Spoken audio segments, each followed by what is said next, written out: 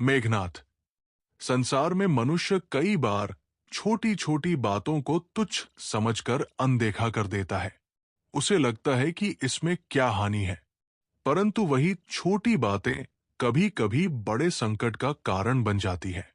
आज मैं तुम्हें एक ऐसी ही बात बताऊंगा। लोग अक्सर कहते हैं कि पड़ोसी का बच्चा है, खेलने आया है, उसे घर में आने दो। परंतु बुद्धिमान मनुष्य हर बात को समझकर ही अपने घर की मर्यादा बनाता है। मेघनाथ, घर केवल ईंट और पत्थर से नहीं बनता।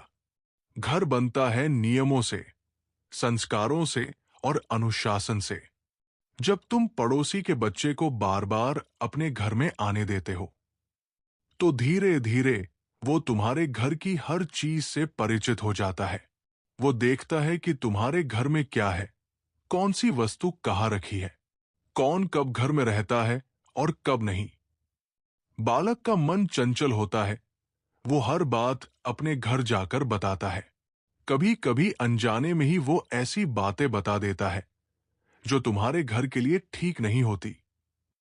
दूसरी बात, मेघनाथ, हर घर के संस्कार अलग होते हैं। तुम अपने बच्चों को जो अनुशासन सिखाते हो, संभव है पड़ोसी का बच्चा वैसा न हो।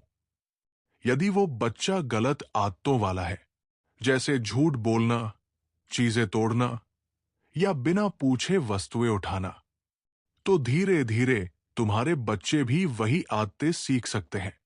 मनुष्य का स्वभाव संगति से बनता है।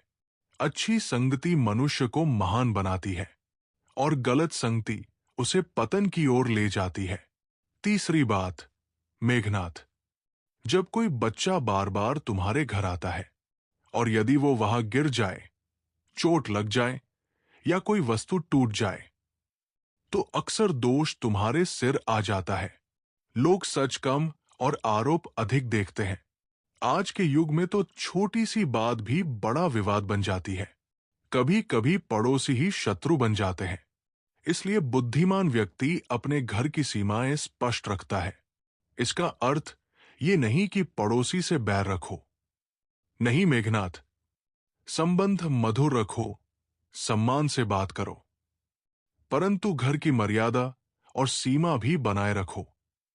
यदि बच्चे खेलना चाहते हैं तो उन्हें बाहर आंगन या मैदान में खेलने दो, परंतु घर के भीतर हर किसी को आने देना समझदारी नहीं, बल्कि लापरवाही है।